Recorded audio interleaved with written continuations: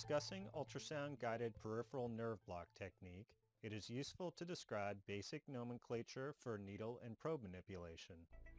Much of this is derived from the American Institute of Ultrasound in Medicine standards. We will describe the two basic scan planes, the 5 probe manipulation maneuvers, and the 2 needle approaches. In the following figures, we are looking at a schematic of an ultrasound transducer applied to a tissue equivalent phantom with 3 different embedded objects. A depiction of the ultrasound screen is inset. We generally image long cylindrical structures with an ultrasound beam that is essentially planar. Short-axis imaging cuts this cylinder transversely, revealing a circle. Long-axis imaging cuts the cylinder longitudinally to create 2 parallel lines. Long-axis imaging is of limited use in ultrasound-guided peripheral nerve blocks. An ultrasound transducer can be rotated or translated along any of its 3 axes. Hence, we need to use the AIUM standards so that we can communicate clearly with one another. Here we see an ultrasound probe moving and pivoting along each of its X, Y, and Z axes. Each of these movements has a name that we will define in the next section.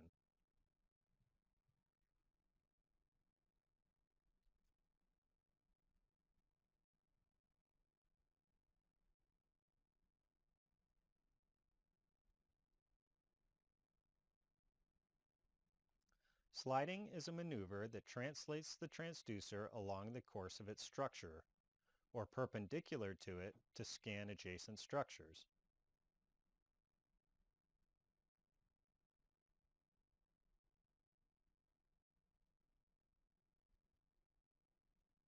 Compression is a useful maneuver that has numerous effects. First, it moves the active face toward deeper structures to make them appear more superficial. It also helps differentiate between different structures by their relative compressibility. Veins are easy to compress, arteries are somewhat compressible and pulsatile, and nerves are fairly incompressible.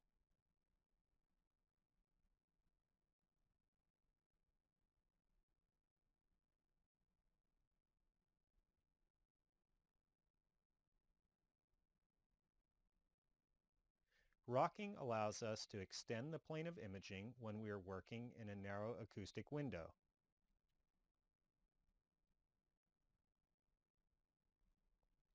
Rotation is used to switch between short-axis and long-axis imaging.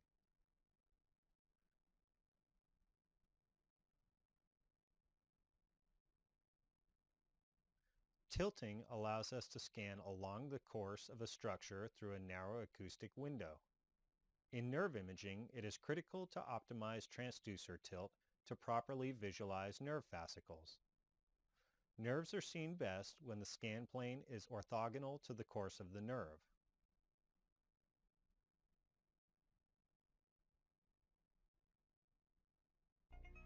Given that we are most interested in nerves imaged on short axis, we will now look at how the needle will be seen as it approaches nerves. With the out-of-plane needle approach, the needle starts in front of the plane of imaging and advances until it crosses the plane of imaging as an echogenic dot. With the in-plane needle approach, the needle is visualized on its long axis as it advances within the scan plane. Now let's move on to show some of the common challenges with visualizing the block needle sonographically. Block needles are specular reflectors, meaning they reflect sound back to the receiver over a narrow angle. As the angle between the transducer and needle increases, less sound is reflected back to the receiver, and the signal becomes weaker. We can also see that this is true for sound reflected off the sides of the needle shaft. With the short axis out-of-plane approach, the needle will be seen best when the tip is within the plane of imaging. The shaft gives a signal that may be no stronger than surrounding structures. Generally, tissue displacement is transmitted far enough along tissue planes for the operator to get a sense for the trajectory of the needle. This is a dynamic process and relies on the operator's ability to detect tissue displacement created by needle movement. Staccato movements should be avoided. Needle position can also be inferred by observing the distribution of small test injections and making needle adjustments. Often, slight tilting of the probe can be used to locate and follow the advancing needle tip.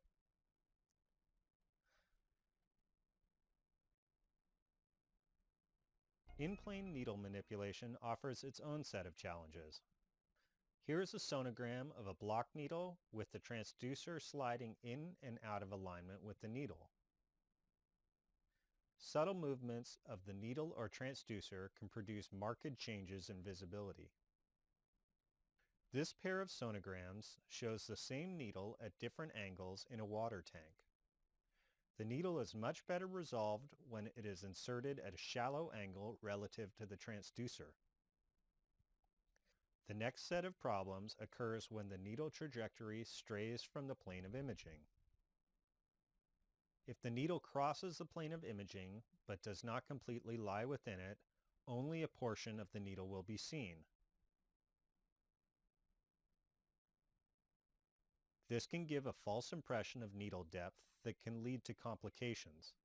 Alignment issues can often be addressed by leaving the needle stationary and manipulating the transducer until the tip of the needle is imaged. The needle bevel has a characteristic stair-step appearance that should be sought out.